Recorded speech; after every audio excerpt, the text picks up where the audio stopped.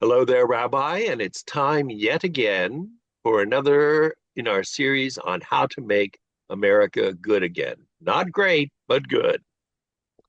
And as always, we hope you'll subscribe to our channel because it helps us out a lot. It doesn't cost you anything. We appreciate it. Many times we've discussed my habit of handing out spare change to the homeless. Whenever somebody's standing by the corner of the road holding up that little sign, I always roll down the window and hand them something. Now, is there anything really wrong with that? I like to think that if they're using the money to buy drugs, all well and good, and I like to know where they get drugs for 50 cents. Well, Joe, when I lived up in Havre de Grace and was at the VA hospital, I used to go into McDonald's and buy a coupon book. And since Havre de Grace near the hospital and the base in Aberdeen, there were a lot of street people and a lot of people begging. And so to avoid thinking that I was giving money to support a drug habit, I would give people McDonald's coupons. That was so I did what you did with a slight variation. I often wondered if they sold the coupons, but I'm not sure what the value would be since they wouldn't make. And since people came up to me and wanted money for eating, I said, McDonald's, here's a coupon, here's a whole meal, here's the whole book. That's how I addressed what you were doing. We're looking at the three Abrahamic religions and Hinduism and Buddhism. And as I mentioned when we start, Hamlet, more honored in the breach than in the observance. My goal in what we're doing is to prove Hamlet wrong, that we now honor our own religions by observing our own teachings and not saying we do and then ignoring them. That's my goal, and that's what I'd like to see. And what we've seen so far is that the three Abrahamic religions and Hindu and Buddhism have the shared values, the same values. And they may have different sacred books. They have different quotes and literature. They may have different rituals to remind us of our obligations. However, as we're going to see today, acts of kindness and compassion are central, are core to Judaism, Christianity, Islam, Hinduism, and Buddhism. The book of Micah. What does the Lord require of you? To do justice, to love kindness, walk humbly with your God. We have in the Pirkei Avot the sayings of the fathers. The world stands on three things: on Torah, on service to God, and acts of loving kindness. Loving kindness is greater than any charity.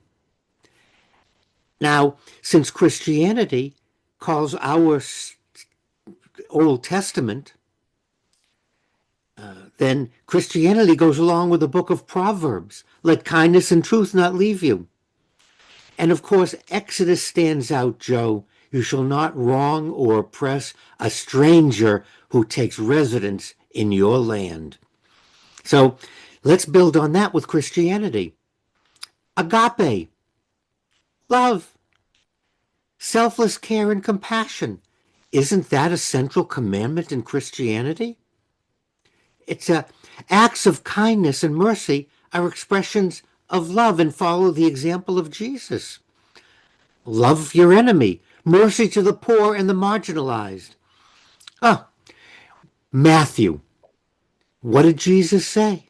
Whatever you did for one of the least of among you, you do for me. In Luke, be merciful, just as your Father is merciful. Clothe yourselves with compassion. And of course, what comes to mind immediately is the parable of the Good Samaritan, helping those who's an outsider. Both Judaism, Christianity, and as we're going to see, Islam, tell us that we are to extend all this to the stranger in our land, So, in Christianity, kindness and compassion are active expressions of divine love and are essential to Christian discipleship and salvation. It's not like you're being asked to always hand over your wallet or give somebody No. everything that you have. I was taught always to hold the door open for other people when going through a store or a common entrance. Today, the expression of shock on people's faces when I hold a door open for them, it's heartening and disheartening at the same time. Courtesy and simple kindnesses to other people. There's so many small things that you could do to make the world a little better place and put a smile on somebody's face. And it's so rare. And where do we find that again? How do we start? Joe, you're spot on, because we're not talking about giving away money and not talking about handouts. We started, that's fine. But we're talking about common acts of kindness and courtesy to each other. And if we act kindly, if we do the little things, the big things will follow. You know, the Quran says Allah commands justice, doing good, and giving to relatives. The Hadith stresses Allah is kind and loves kindness in all matters. And so you've asked, we can go back into our sacred literature and find that we're not talking about writing checks. We're not talking about dedicating wings in a hospital. What we're talking about is helping each other, doing good, and being kind and having respect.